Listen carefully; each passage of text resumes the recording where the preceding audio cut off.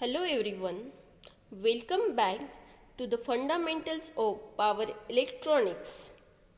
This is our lecture number 31 on the topic midpoint type full wave controlled rectifier for RL load. Course outcome is student will able to maintain phase controlled rectifier, and the learning outcome is student will able to explain with sketches the working of full wave fully controlled midpoint type rectifier for RL load. Prerequisites.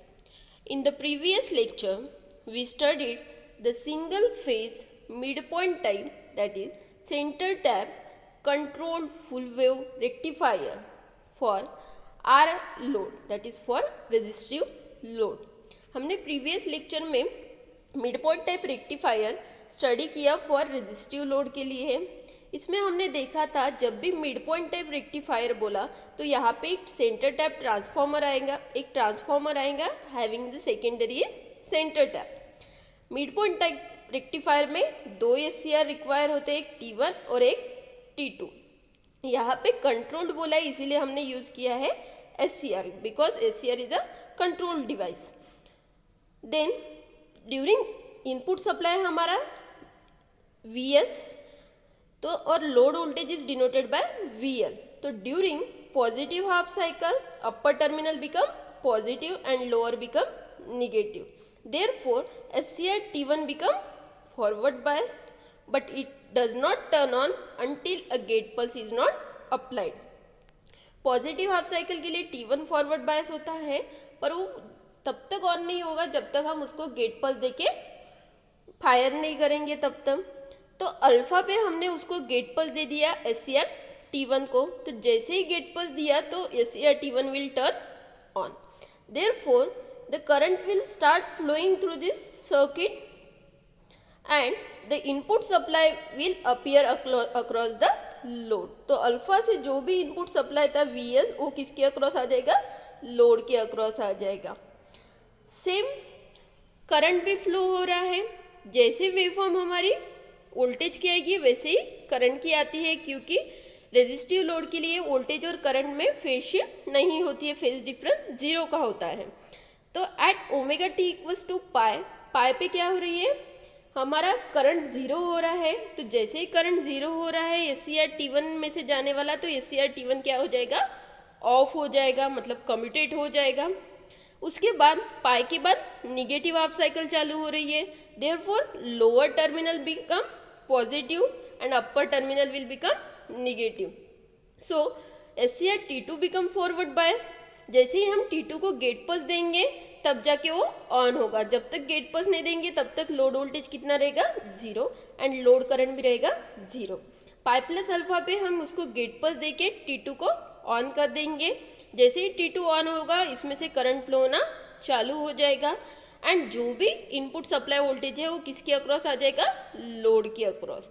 तो minus Vs voltage है negative, तो इसीलिए यहाँ पे voltage आएगा हमारे इस पे माइनस Vs पर, यहाँ पे इसके एग्जैक्टली अपोजिट. तो करंट भी उस तरीके की वेवफॉर्म आएगी, सिर्फ उसका एम्पलीट्यूड क्या रहेगा, थोड़ा सा कम रहेगा. This cycle will repeated again and again. तो ये वेवफॉर्म भी क्या होगी, रिपीट होगी. This is for single phase mid point type centre tap controlled full wave rectifier for the resistive load. Now we are going to study for the RL load.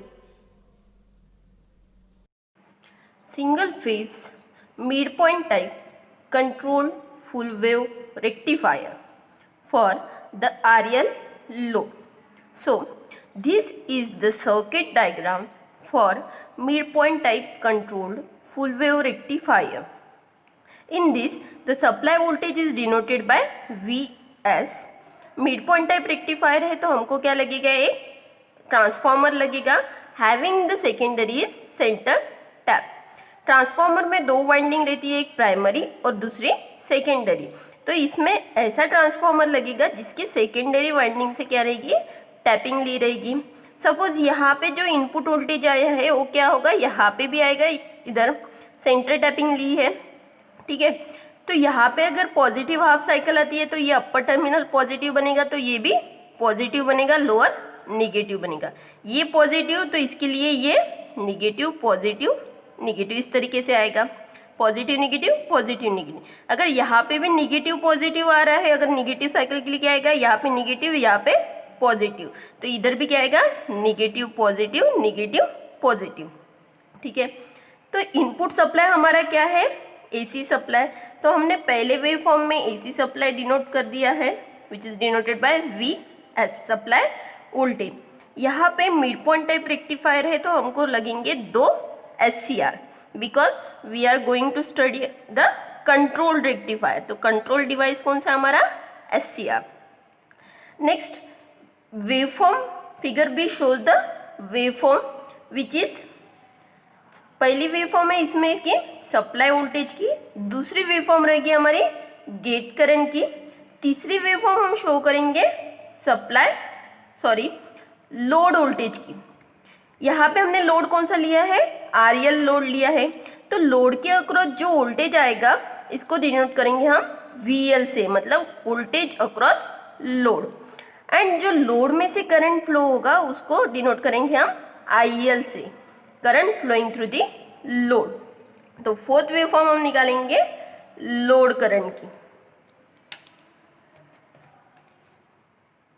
Fourth waveform रहेगी हमारी इस पे load current की, और इस पे denote कर रहे हैं हम लोड वोल्टेज की। तो देखते हैं सप्लाई वोल्टेज कौन सा हमारा, पॉजिटिव AC सप्लाई वोल्टेज है।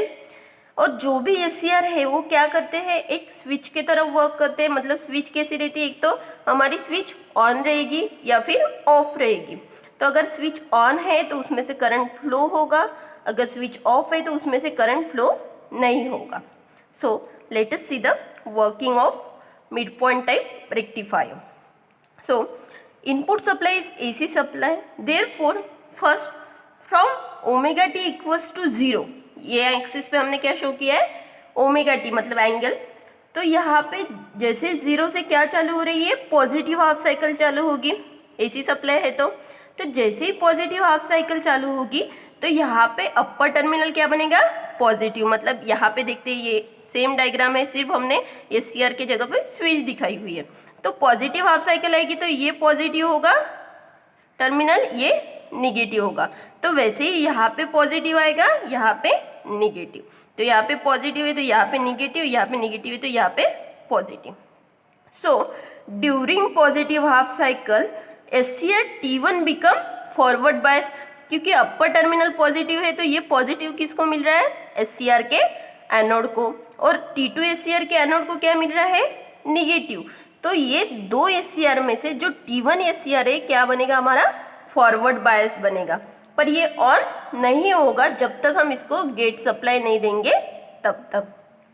तो यहाँ से 0 से हमारा फॉरवर्ड बायस हुआ, पर जब तक इसको गेट पल्स नहीं देंगे तब तक ये ऑन नहीं होगा। सपोज हमने इस एंगल पे इसको गेट पल्स दे दिया, तो जब गेट पल्स देंगे तब जाके हमारा SCR क्या होगा, ऑन होगा। मतलब ये T1 स्विच क्या हो जाएगी हमारी, ऑन हो जाएगी।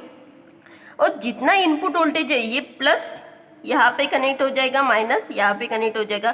तो ये plus VS voltage will appear across the load. ये VS वोल्टेज किसके अक्रॉस आ जाएगा, T1 स्विच ऑन होते बराबर लोड के अक्रॉस आ जाएगा, और इसमें से करंट भी फ्लो होना चालू हो जाएगा।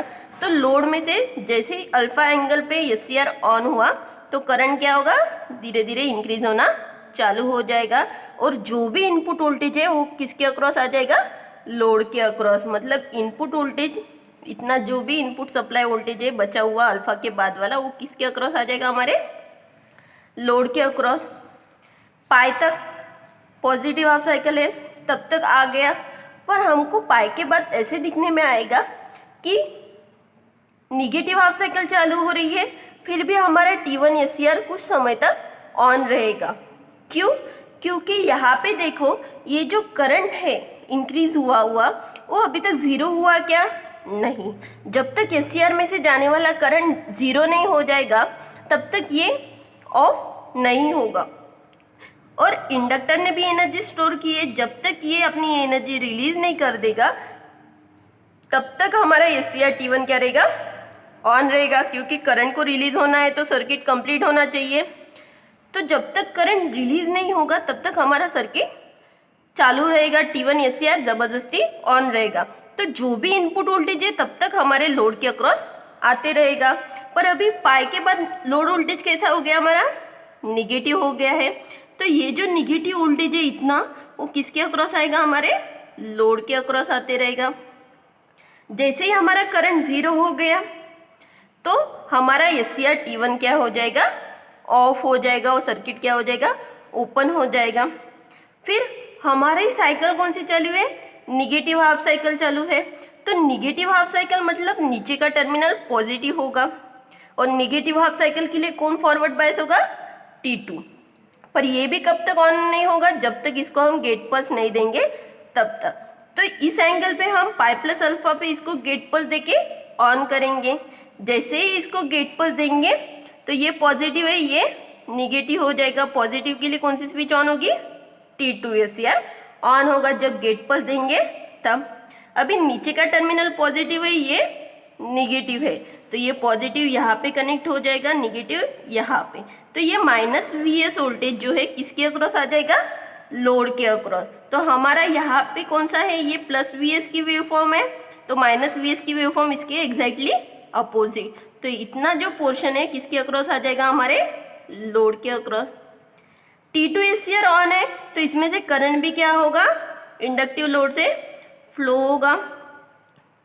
यहाँ पे 2 पाई के बाद फिर से क्या हो रही है, साइकिल चेंज हो रही है, मतलब पॉजिटिव हाफ साइकिल चालू हो रही है। उसमें T1 ऑन होना चाहिए था, फॉरवर्ड बायस होना चाहिए था, पर करंट ज़ीरो नहीं हुआ। जब तक करंट ज़ीरो नहीं होगा तब तक हमारा जो भी वोल्टेज है वो कंटिन्यूसली फ्लो होते जाएगा लोड में से। फिर से वही साइकिल क्या हो रही है, रिपीट हो रही है। तो हमारी इनपुट की वेव फॉर्म फिर से वही रिपीट आएगी, मतलब पॉजिटिव के बाद निगेटिव आया था तो ये निगेटिव के बाद फिर से क्या आएगा, पॉजिटिव वोल्टेज आएगा। करंट क्या होगा, इंक्रीज होगा, इंडक्टर एनर्जी स्टोर कर लेगा। फिर से अपनी इंडक्टर अपनी एनर्जी रिलीज करेगा। जब तक रिलीज हो रही है तब तक वोल्टेज क्या आएगा, हमारा निगेटिव वोल्टेज आएगा। फिर से इंडक्टर एनर्जी स्टोर करेगा, हमारे अक्रॉस पॉजिटिव आएगा। तो यहाँ पे दिख रहा है तुमको, पॉजिटिव के पहले निगेटिव, पॉजिटिव के पहले निगेटिव, पॉजिटिव के पहले निगेटिव। तो यहाँ भी पॉजिटिव के पहले क्या आया होगा, निगेटिव। और यहाँ भी रिलीजिंग के पहले चार्जिंग आ रहा है, डिक्रीजिंग के पहले इंक्रीजिंग आ रहा है। तो यहाँ पे इंक्रीजिंग के पहले क्या आ रहा होगा, डिक्रीजिंग। तो ये काय की वेव फॉर्म है, हमारी लोड करंट की। So we get the output voltage, that is voltage across load. तो इसमें हमको क्या दिख रहा है, हमारा इनपुट वोल्टेज AC सप्लाई था, आउटपुट वोल्टेज हमको पल्सेटिंग DC चाहिए था। पर यहाँ पे अगर निगेटिव वोल्टेज आ रहा है थोड़ा सा इसके अक्रॉस, तो इसकी वजह से हमारा एवरेज आउटपुट वोल्टेज क्या होगा, डिक्रीज होगा। अगर इसको हमको निगेटिव वोल्टेज को हमने अगर रिमूव कर दिया तो हमारा जो एवरेज आउटपुट DC वोल्टेज है वो क्या होगा, इम्प्रूव होगा। इसको अगर हमको एवरेज आउटपुट वोल्टेज अगर इम्प्रूव करना है तो हम क्या करते हैं, जो इंडक्टिव लोड है, RL लोड है, इसके अक्रॉस एक लगाते हैं फ्रीव्हीलिंग डायोड। तो ये अगर फ्रीव्हीलिंग डायोड लगा दिया तो ये क्या होगा, ये लोड की वेवफॉर्म ऐसे कैसे आएगी, सिर्फ इसका जो निगेटिव पोर्शन है इसके जगह पे क्या आ जाएगा, जीरो आ जाएगा। क्योंकि जब भी साइकिल चेंज होगी तो ये लोड ने जो एनर्जी स्टोर की है, ये जो रिलीज करने का टाइम आया है, तो ये डायोड ऑन हो जाएगा और ये अपनी एनर्जी यहाँ से ही क्या कर देगा, रिलीज कर देगा। तो हमको सिर्फ आउटपुट वोल्टेज इतना मिलेगा। तो जब फ्रीव्हीलिंग डायोड लगाएंगे तो हमारा एवरेज आउटपुट वोल्टेज जो है वो इम्प्रूव हो जाएगा। This is the single phase mid point time controlled full wave rectifier for RL load. So let us summarize our today's session. In this session we studied the single phase full wave fully controlled midpoint type rectifier for RL load. Assignment: explain the single phase full wave fully controlled midpoint rectifier for RL load. इसमें आपको उसकी circuit diagram भी निकालनी है with waveform, उसका working explain करना है. PO satisfied by the today's session are PO1, PO2, PO3, PO4 and PO8, 9, 10. In the next lecture, we will going to learn about bridge type full wave controlled rectifier with resistive load. Thank you for watching this video and keep learning.